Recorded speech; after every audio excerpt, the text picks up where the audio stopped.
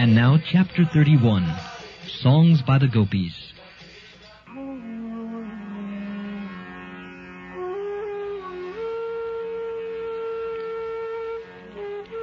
One gopi said, "My dear Krishna, ever since you took your birth in this land of Vrajabhumi, everything appears to be glorious.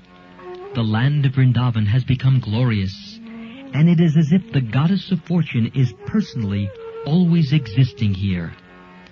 But it is only we who are very unhappy, because we are searching for you, but cannot see you with our greatest effort.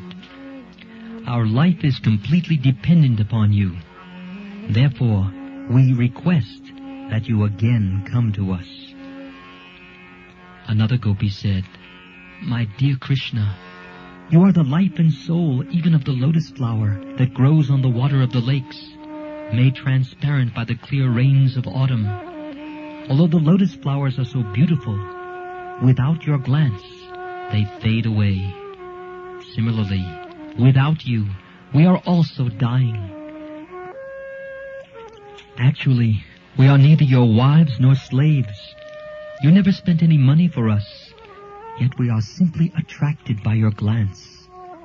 Now, if we die without receiving your glance, you will be responsible for our deaths."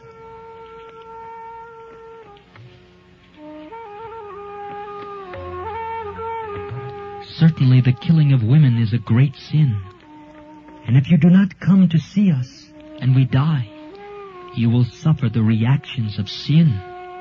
So please come see us. Do not think that one can be killed only by certain weapons. We are being killed by your absence.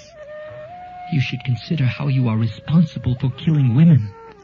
We are always grateful to you because you have protected us many times from the poisonous water of the Yamuna, from the serpent Kaliya, from Bakasura, from the anger of Indra and his torrents of rain, from forest fire, and so many other incidents.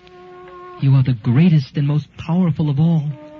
It is wonderful for you to protect us from so many dangers, but we are surprised that you are neglecting us at this moment.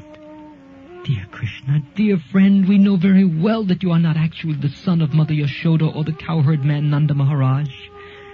You are the supreme personality of Godhead and the supersoul of all living entities. You have, out of your own causeless mercy, appeared in this world, requested by Lord Brahma for the protection of the world. It is by your kindness only that you have appeared in the dynasty of Yadu. Oh, best in the dynasty of Yadu, if anyone afraid of this materialistic way of life takes shelter at your lotus feet, you never deny him protection. Your movements are sweet, and you are independent, touching the goddess of fortune with one hand, and in the other bearing a lotus flower. That is your extraordinary feature. Please, therefore, come before us and bless us with the lotus flower in your hand."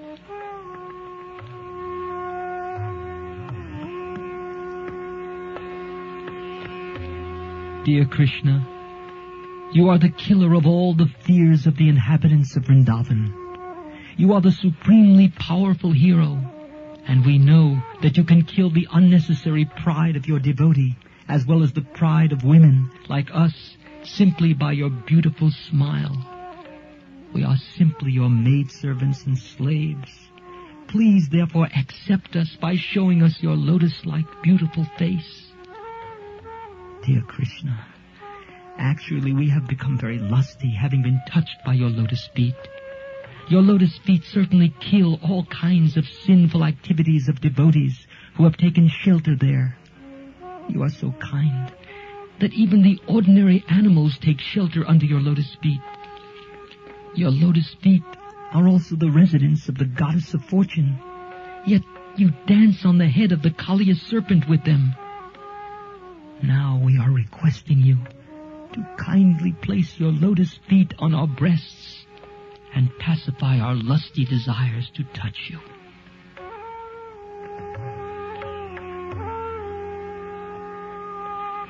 O Lord, your attractive eyes, like the lotus, are so nice and pleasing.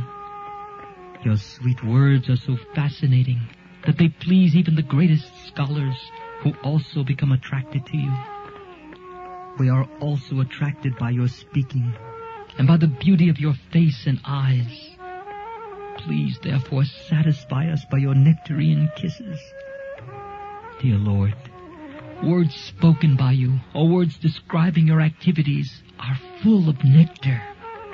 And simply by speaking or hearing your words, one can be saved from the blazing fire of material existence.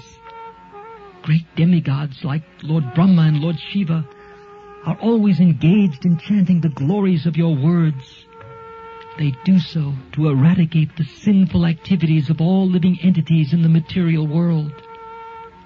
If one simply tries to hear your transcendental words, he can very quickly be elevated to the platform of pious activities.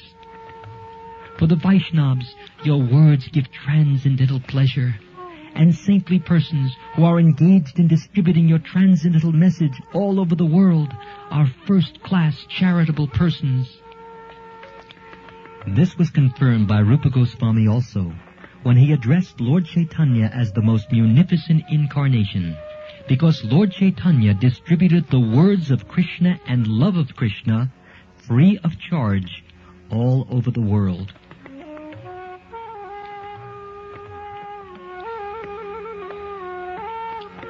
Dear Krishna, the Gopis continued, you are very cunning. You can imagine how much we are distressed simply by remembering your cunning smile, your pleasing glance, your walking with us in the forest of Vrindavan, and your auspicious meditations. Your talks with us in lonely places were heartwarming. Now we are all aggrieved to remember your behavior. Please save us.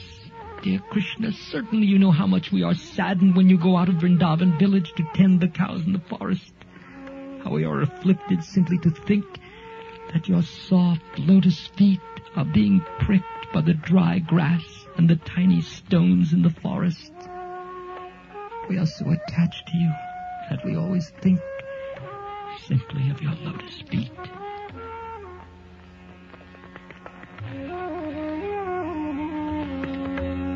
O Krishna, when you return from the pasturing ground with the animals, we see your face covered by your curly hair and dusted by the hoof dust of the cows. We see your mildly smiling face, and our desire to enjoy you increases. Oh, dear Krishna, you are the supreme lover, and you always give shelter to surrendered souls. You fulfill everyone's desire. Your lotus feet are worshipped even by Lord Brahma, the creator of the universe. To whomever worships your lotus feet, you, without a doubt, always bestow your benedictions. So kindly be pleased with us, and keep your lotus feet on our breasts, and thus relieve our present distresses. Dear Krishna, we are seeking your kisses, which you offer even to your flute. The vibration of your flute enchants the whole world, and our hearts also. Kindly, therefore, return and kiss us with your mouth of nectar.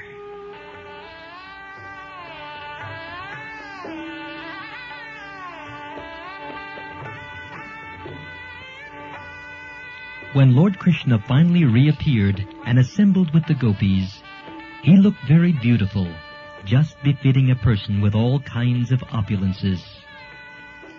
In the Brahma Samhita it is stated, Ananda Chinmaya Ras Pratibhavitabi.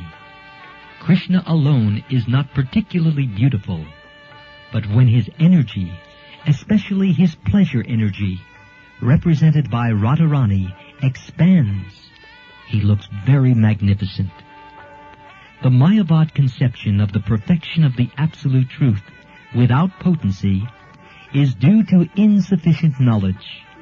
Actually, outside the exhibition of his different potencies, the Absolute Truth is not complete. Ananda Chinmaya Ras means that his body is a transcendental form of eternal bliss and knowledge. Krishna is always surrounded by different potencies, and therefore he is perfect and beautiful. We understand from Brahma Samhita and Skanda Purana that Krishna is always surrounded by many thousands of goddesses of fortune. The gopis are all goddesses of fortune, and Krishna took them hand in hand on the bank of the Yamuna.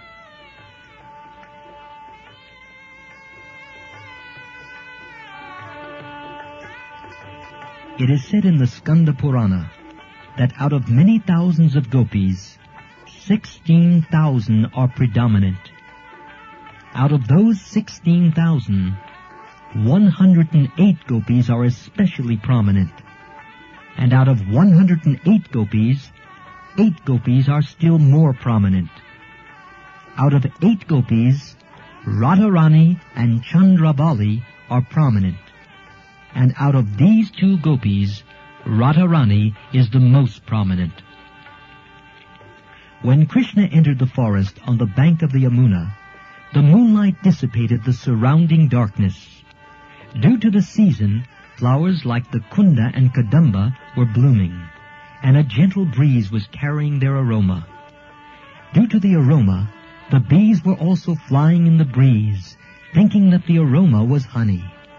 The gopis made a seat for Krishna by leveling the soft sand and placing cloths over it.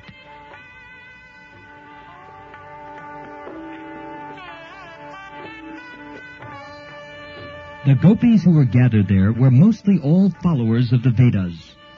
In their previous births, during Lord Ramachandra's advent, they were Vedic scholars who desired the association of Lord Ramachandra in conjugal love. Ramachandra gave them the benediction that they would be present for the advent of Lord Krishna, and he would fulfill their desires. During Krishna's advent, the Vedic scholars took birth in the shape of the gopis in Vrindavan. As young gopis, they got the association of Krishna in fulfillment of their previous birth's desire. The ultimate goal of their perfect desire was attained, and they were so joyous that they had nothing further to desire. This is confirmed in the Bhagavad Gita. If one attains the Supreme Personality of Godhead, then he has no desire for anything. When the gopis had Krishna in their company, not only all their grief, but their lamenting in the absence of Krishna was relieved.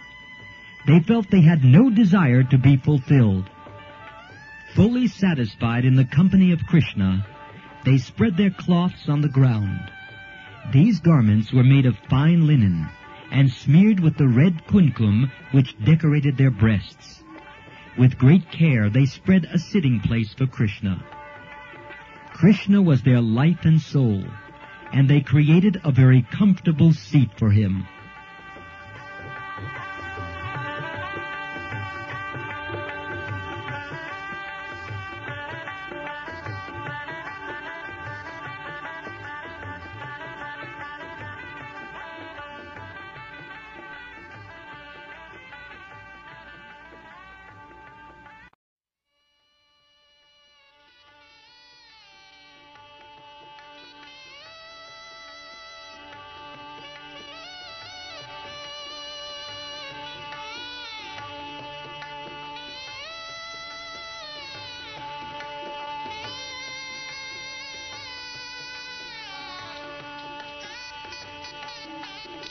Sitting on the seat amongst the gopis, Krishna became more beautiful. Great yogis like Lord Shiva, Lord Brahma, or even Lord Shesha and others always try to fix their attention upon Krishna in their hearts. But here, the gopis actually saw Krishna seated before them on their cloths. In the society of the gopis, Krishna looked very beautiful. They were the most beautiful damsels within the 3 worlds, and they assembled together around Krishna. It may be asked herein how Krishna seated himself beside so many gopis, and yet sat alone.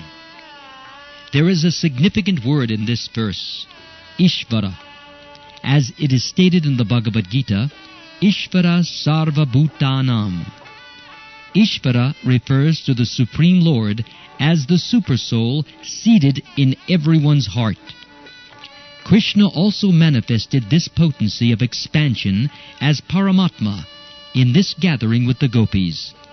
Krishna was sitting by the side of each gopi, unseen by the others.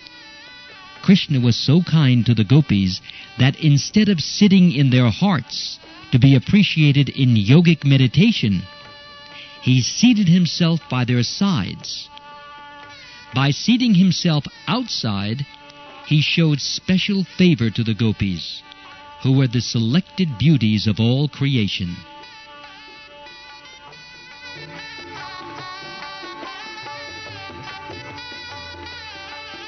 Having gotten their most beloved Lord, the gopis began to please him by moving their eyebrows and smiling, and also by suppressing their anger. Some of them took his lotus feet in their laps and began to massage them. And while smiling, they confidentially expressed their suppressed anger and said, "Dear Krishna, we are ordinary women of Vrindavan, and we do not know much about Vedic knowledge, what is right and what is wrong. We therefore put a question to you, and since you are very learned, you can answer it properly. In dealings between lovers, we find that there are 3 classes of men. One class simply receives. Another class reciprocates favorably, even if the lover is very contrary. And the third class neither acts contrary nor answers favorably in dealings of love. So out of these 3 classes, which do you prefer, or which do you call honest?"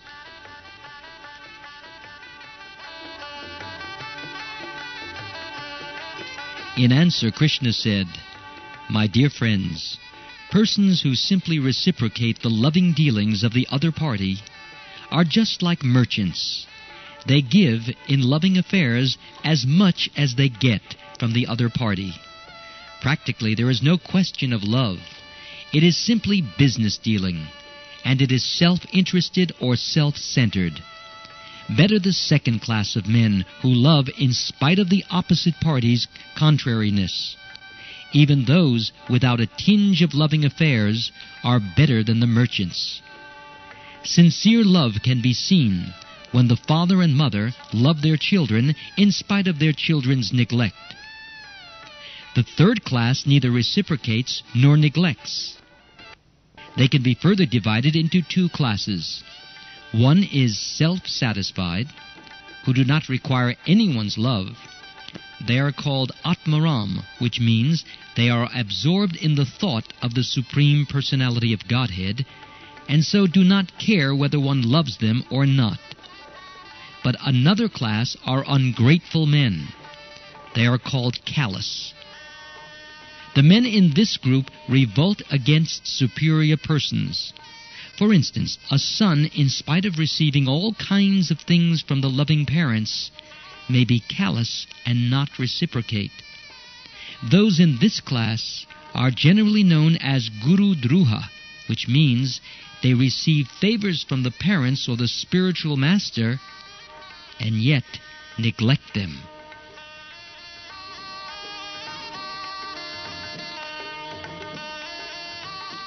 Krishna indirectly answered the questions of the gopis, even those questions which implied that Krishna did not properly receive their dealings. In answer, Krishna said that he, as the Supreme Personality of Godhead, is self-satisfied. He does not require anyone's love. But at the same time, he said that he is not ungrateful. My dear friends, Krishna continued, you might be aggrieved by my words and acts, but you must know that sometimes I do not reciprocate my devotees' dealings with me. It appears that my devotees are very much attached to me, but sometimes I do not reciprocate their feelings properly, in order to increase their love for me more and more. If I can very easily be approached by them, they might think, Krishna is so easily available. So sometimes I do not respond. If a person has no money, but after some time accumulates some wealth, and then loses it, he will think of the lost property 24 hours a day. Similarly, in order to increase the love of my devotees, sometimes I appear to be lost to them, and instead of forgetting me, they feel their loving sentiments for me increase.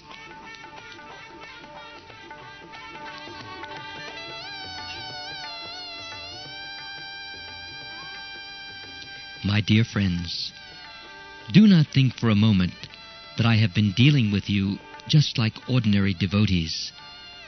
I know what you are. You have forsaken all kinds of social and religious obligations. You have given up all connection with your parents. Without caring for social convention and religious obligations, you have come to me and loved me. And I am so much obliged to you that I cannot treat you as ordinary devotees.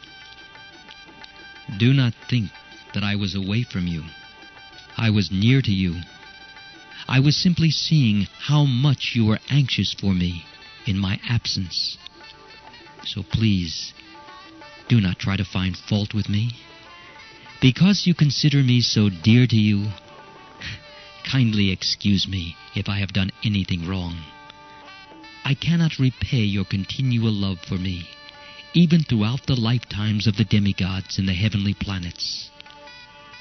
It is impossible to repay you or show gratitude for your love.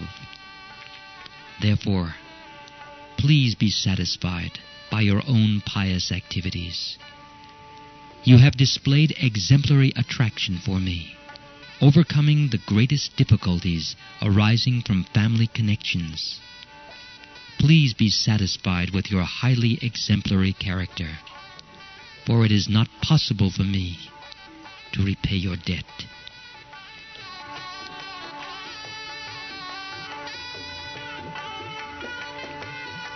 The exemplary character of devotional service manifested by the devotees of Vrindavan is the purest type of devotion. It is enjoined in authoritative Shastra that devotional service must be ahaituka and apratihata. This means that devotional service to Krishna cannot be checked by political or religious convention. The stage of devotional service is always transcendental. The Gopis particularly showed pure devotional service towards Krishna, so much so that Krishna himself remained indebted to them. Lord Chaitanya thus said that the devotional service manifested by the Gopis in Vrindavan excelled all other methods of approaching the Supreme Personality of Godhead. Thus ends the Bhaktivedanta purport of the 31st chapter of Krishna, Songs of the Gopis.